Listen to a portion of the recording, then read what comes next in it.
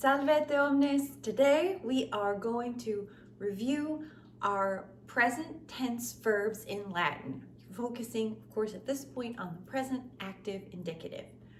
So, our normal endings, our endings for verbs in the present tense are o, s, t, mus, tis, inti. And we remember that this is the foundation of what we need to know so that we can conjugate verbs in the present tense. O, S, T, mus, tis, inti. So if we look at that in action, we can take a verb like volo, volare, volavi, that means to fly, volo, volare, right? The I fly, to fly. We're going to take the stem, vol, V-O-L, and we're going to attach our endings, also utilizing our key vowel. So volo, volas, volat, volamus, volatis, volant. And that allows me to say, I fly, volo, volas, you fly, volat, he, she, it flies, volamus, we fly, volatis, y'all fly, volant, they fly. Now, we do, of course, want to remember that not only do we have our endings to pay attention to, but we also have our key vowels that we need to think about. And this is going to change based on the conjugation. So as we've just seen with volo, volare, in the first conjugation, our vowel is going to be a. So we know we're in the first conjugation because the infinitive is A-R-E, like volo, volare.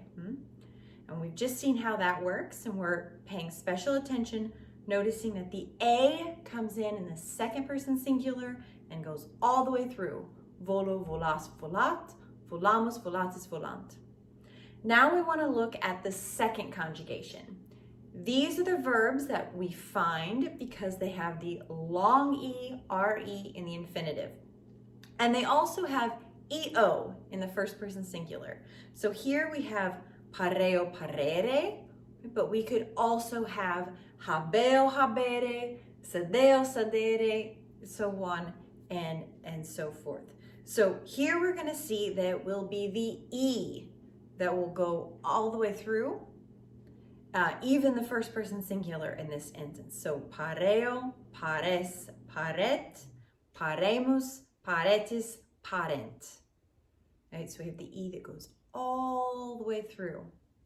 Now for the third conjugation, we see there's a slight difference between the second and third conjugation, where second conjugation verbs have the long ERE and the EO in the first person singular. Third conjugation verbs have just an O in the first person singular, and the infinitive is short ERE. So this can be like cresco, crescere. Cresco, crescere will be our example. Now here we'll see that just like in the first conjugation, the first person singular only has the I. So it's cresco. Okay, so let's say we cut off the infinitive and we put the ending right on cresco. And then for the second person singular, third person singular, first person plural, and second person plural, we're going to add an I. So it will go cresco, cresci, crescit, crescimus, crescitis. And then the I is going to change to a U, crescunt. Okay, so cresco, cresci, crescit, crescimus, crescitis, crescunt. That's how all regular third conjugation verbs will work. Now, if we hop over to the fourth conjugation, these verbs we can spot because they've got an IO in the first person singular and because they have IRE in the infinitive. So today we'll use invenio, invenire, but we could also use dormio, dormire, right? So we've got IO, IRE in the infinitive. So here we're going to see that the I will go all the way through, but when we get to the third person plural, we'll add a U. So invenio, invenis, invenit, invenimus, invenitis, inveniunt. Right, so that's where we have I all the way through, and then we add the U in the third person plural. Invenio, invenis, invenit, invenimus, invenitis, inveniunt. Now we have one more conjugation. This is our mixed, sometimes called third IO, right? Because it has IO in the first person singular, but the infinitive is short ERE. And these are verbs like incipio, incipere, or cupio, cupere, right? So they're a little bit of a mix, but we'll see that in the present active indicative, they're going to conjugate just like fourth conjugation verbs. So we've got the I that goes all the way through with us, and then IU in the third person plural.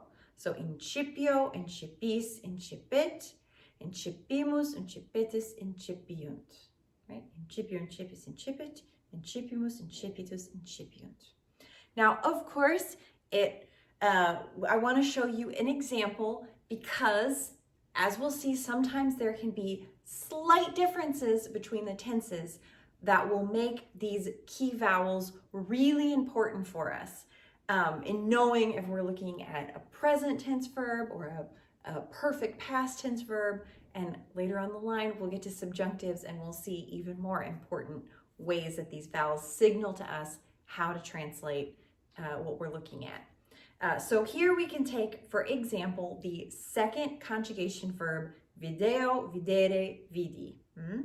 So video, I see, vedere, tu see, vidi, I saw. That's our perfect tense. So we have two sentences here to show the difference between videt and vidit.